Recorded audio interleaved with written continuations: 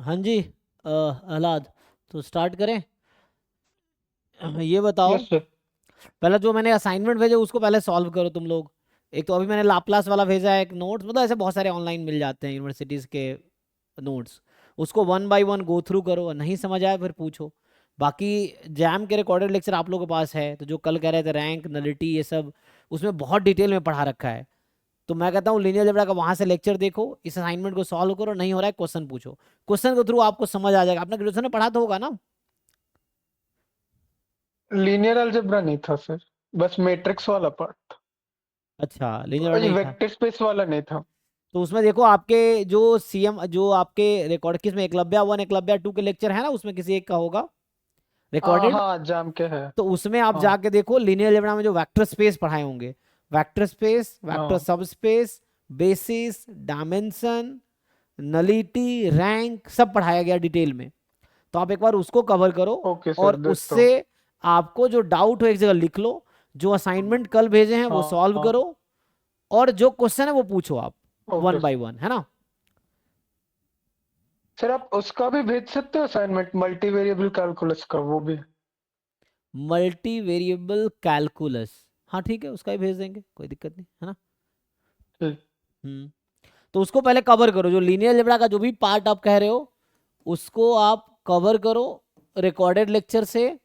And then जो no assignment भेजे हैं ग्रुप में हमने, उसका क्वेश्चंस पूछो। तो आप डाउट्स पूछो, चाहे वो कॉन्सेप्ट हो डाउट में या क्वेश्चन हो, है ना?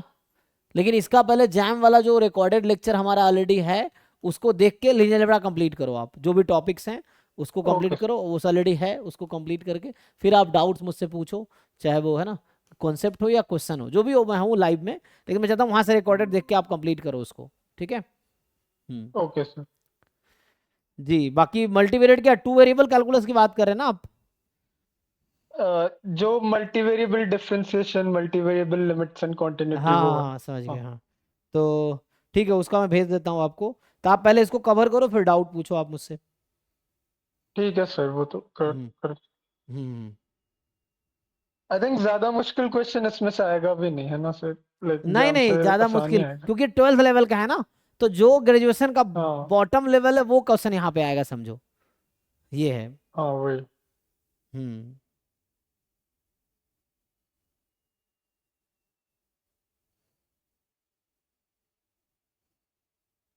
ज्यादा एम्फोसिस तो 12th के पोर्शन को ही देना चाहिए ना सर, हाँ आई बिल्कुल थिंक। बिल्कुल बिल्कुल, 12th ज्यादा ग्रेजुएशन लेवल पे जाओ उसका फायदा भी नहीं होगा।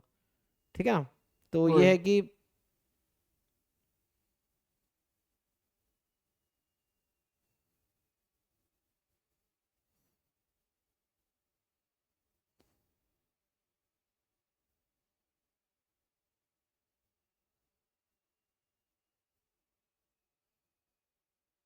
ठीक है।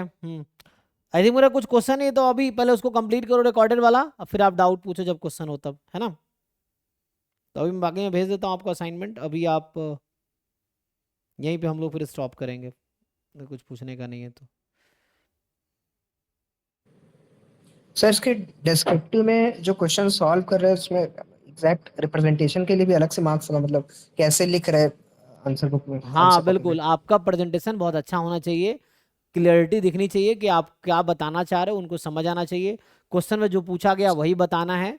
ये चीजें हैं, टू द पॉइंट तो लिखो ये आप। जैम और सीवीटी करते करते फिर अब वो खत्म ही हो गया लिखने वाला कि स्टेप बाय स्टेप कैसे लिखे। हाँ, वो क्योंकि वो आता नहीं है शॉर्टकट। कि कैसे लिखे। हम्म। तो आंसर आ जाता है बट अब वो रिप्रेजेंट कैसे करें वो समझ में नहीं आ रहा नहीं, है। थोड़ा उसको ओपन करके लिखिए, जो भी चीजें लिखते हैं वहाँ एक्सप्लेन कीजिए कि ऐसा क्यों कर रहे हैं, है ना?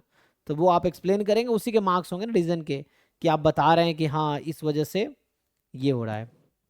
इसके लिए पीवाईक्यू इनफ है कि कुछ अलग से भी हाँ करें। हाँ, पीवाईक्यू कर लोगे एनफ है वो, ठीक है ना? हम्म।